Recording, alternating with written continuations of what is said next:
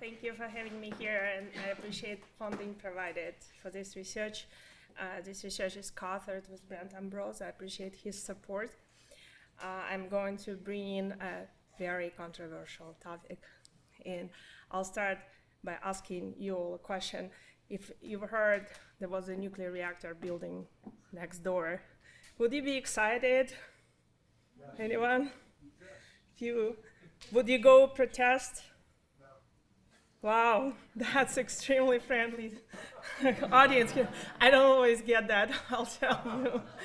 No, I'll tell you, it's one of the very polarizing topics, and there is generally a camp of supporters, and they're not afraid, and they're excited, or they're at least neutral. But there are people who get really uptight and scared when you even say that word nuclear.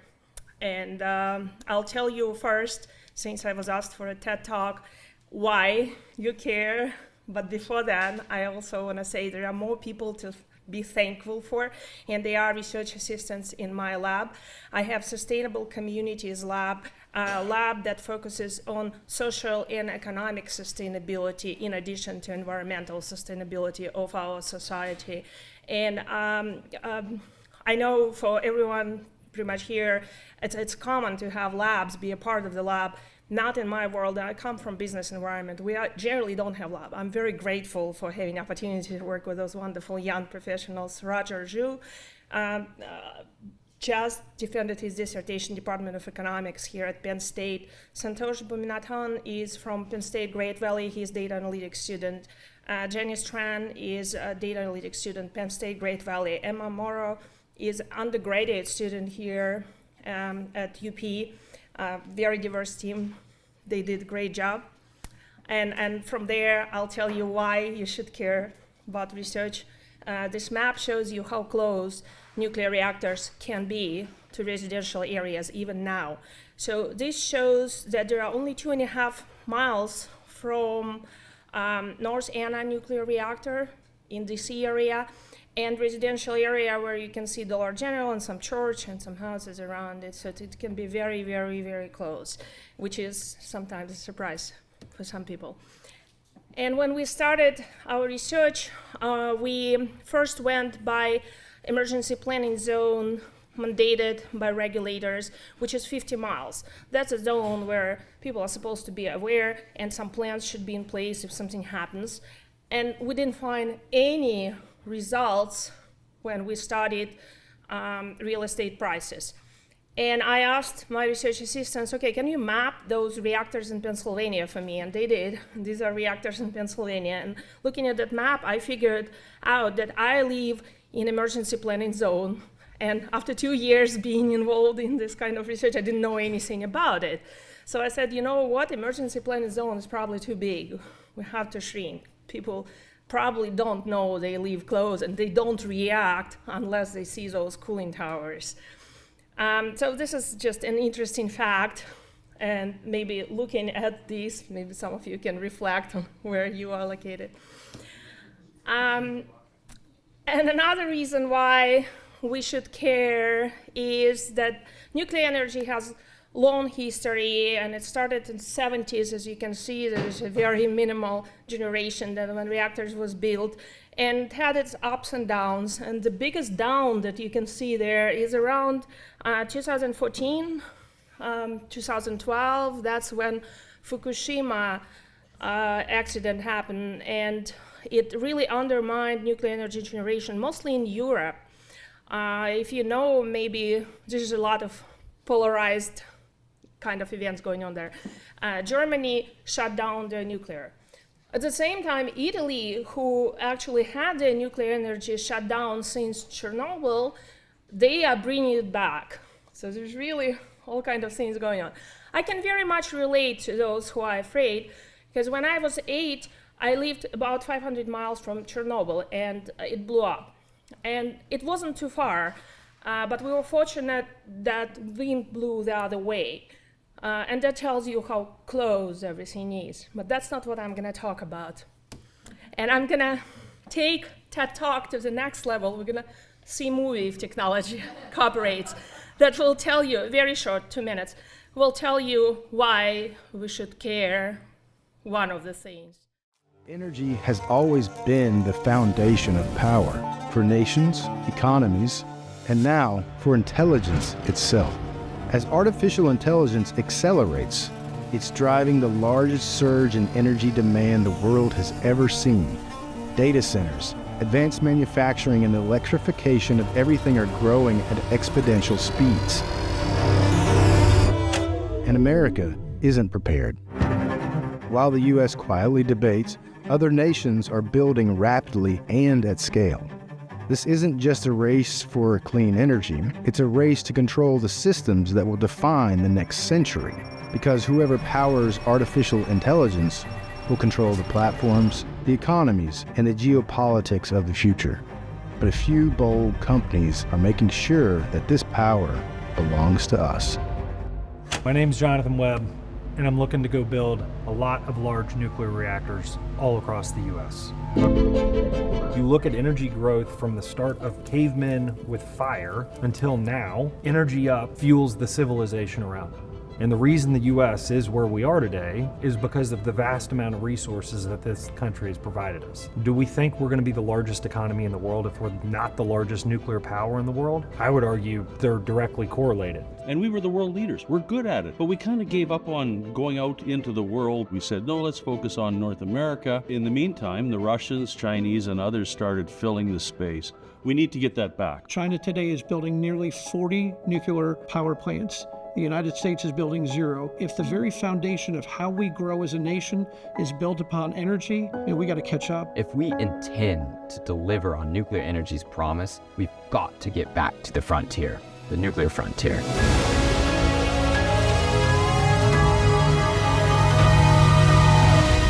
All right, so sentiment towards nuclear energy increases. You can see the graph, it increases. And it's actually, this is old data, this is 2023. It's even better now with Microsoft and Amazon and so many other investing. And by the way, if you're fueled recently, we have a lot of issues with classic fossil fuels now. We have to move away. Perhaps this is the best moment. We have to move away. And those prices that you see at the gas station, just give it time. They'll propagate into everything, like literally everything. So there's really a reason for us to give it the benefit of doubt, even if you are not a supporter. And our research built an economic model that tells that support is really important. And the only reason why I bring this formula, I want to tell you, we were serious about it. We have a model. This model was, before we even started analyzing data, was tested on simulation. And simulation did show, and that's what you see on the graph. It illustrates two regions. One is supportive for nuclear, another one is not. There are really two major groups of inputs. One group is about positive economic effect. Another group is about risk, negative economic effect. So in supportive regions, positive effect outweighs negative, and overall region benefits from nuclear. In not supportive regions, negative outweighs, and it's actually detrimental to have nuclear. So support is really important. Let's go with that. In order to gauge support, we built a new indicator called NEAR, very nice word, and it means nuclear energy acceptance rating. It is based on large language models, and it is also based on scientific measure that comes from nuclear energy sector, SRL, socio-technical readiness level, that doesn't only pick up on rumors, but also technological preparedness, corporate regulators, and a lot of different things. You can see that heat map on the side of the graph that shows how it builds up from no acceptance to the best acceptance. So all that is incorporated in our index NEAR that we used in this research. And we also used very nice data from CoreLogic system that has sales information on properties around the United States. And we have geolocation of every property. And we also have geolocations of all reactors. So that allowed us to compute distances from reactors and make it a basis for our research. So what we found, first we looked at assessed values And we found that when we looked at the dates of construction of nuclear reactors in Pennsylvania, it looks like there was a positive effect on housing prices around the reactors.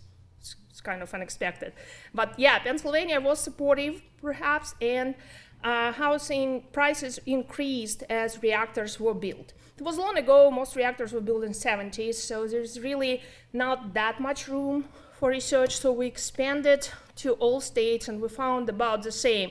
So the graph shows how the gap between those houses outside, far, and those that are near reactors narrows, and positive effects comes up.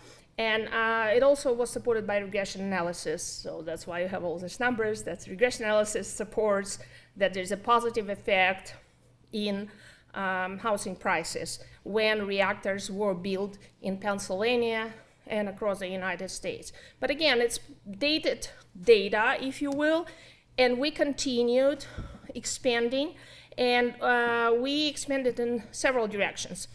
In addition to assessed values, we looked at sales data, and that confirmed our findings.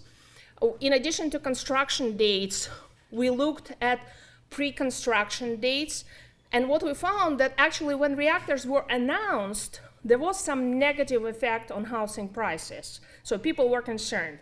But when reactors started constructing and all economic activity started building up around those reactors, prices went up, and they stayed there throughout the dates of first criticality, when reactors started operating, dates of connection to grid, dates of supplying first commercial energy. So through all that, prices steadily were higher than for those houses similar but far from reactors. So reactors appear to be a factor of economic development more than anything else.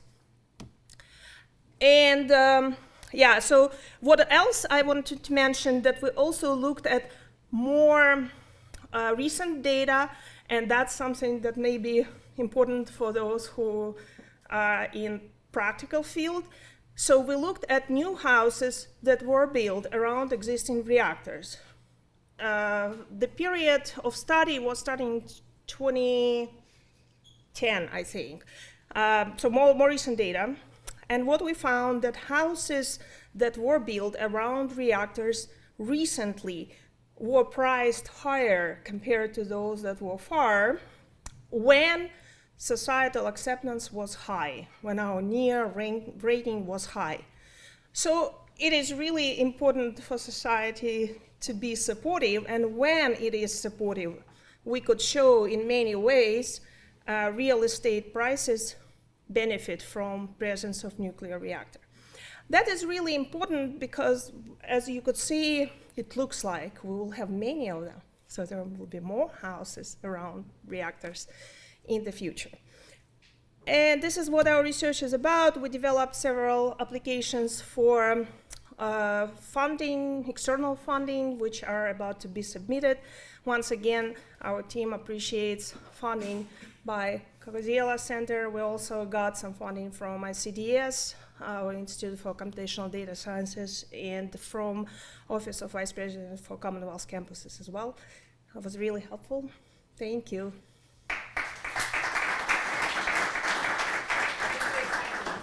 Maybe two. I was just gonna, you want another data point. I know the group that's building a nuclear reactor in Tennessee Valley at Borrelli, it's a 400 megawatt. It's brand new, they're pushing dirt now. Do you want a true, like, recent data point?